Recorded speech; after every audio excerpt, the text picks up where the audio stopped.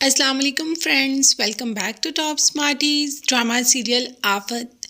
वरीशा घर तो आ गई, मगर घर आकर वो महमूद और महक के लिए तो आफत ही साबित हुई।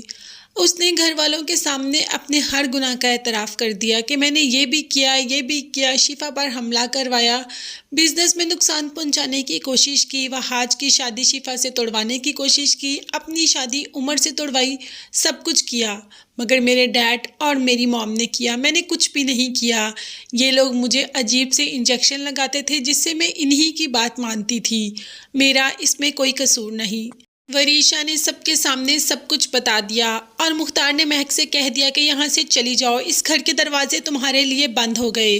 महक ने जब वरीशा को जाने के लिए कहा तो वरीशा ने इनकार कर दिया। वरीशा तो यहाँ रुक गई, मगर शिफा वो तो अपने बच्चे के नुकसान का जिम्मेदार वरीशा को समझती है कि अगर मेरे बच्चे को कोई नुकसान होता, मुझे कोई नुकसान होता, तो वरीशा का क्या जाता।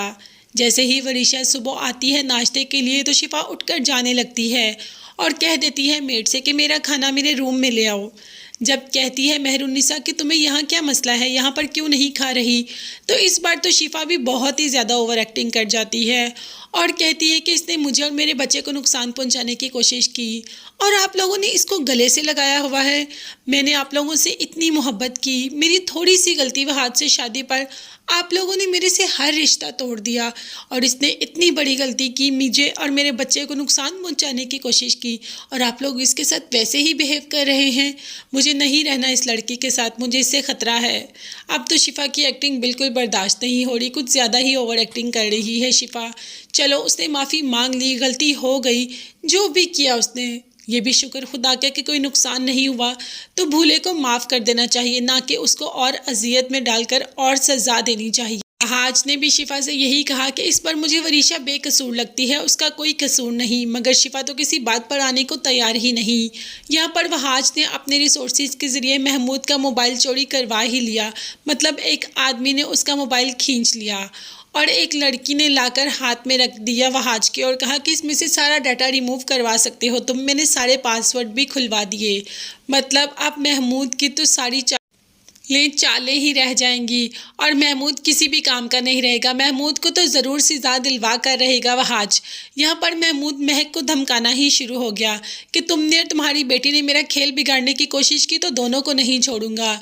जब महक पर हाथ उठाने की कोशिश की तो महक ने आगे से हाथ ही पकड़ लिया और कहा तुम थे क्या, एक मामूली से क्लर्क, मैंने तुम्हें ज़मीन से उठाकर अर्श पर बिठा दिया, मैंने अपनी सारी जायदाद तुम्हारे कदमों में निछावर कर दी, इसलिए कि तुम मुझे और मेरी बेटी को ही नुकसान पहुंचाओगे।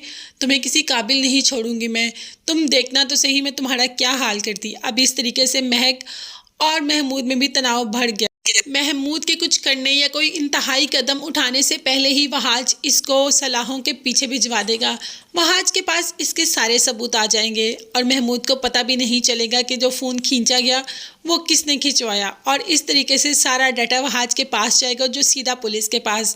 तो महमूद की सज़ा का किसको इंतज़ार है, कमेंट्स में ज़रूर बताइएगा। चैनल को लाजमी सब्सक्राइब कीजिएगा और बेल आइकॉन भी प्रेस करें। मुझे और मेरी फैमिली को अपनी दुआ में याद रखेगा। नेक्स्ट वीडियोज़ तक के लिए अल्लाह हाफिज़, bye bye and take care.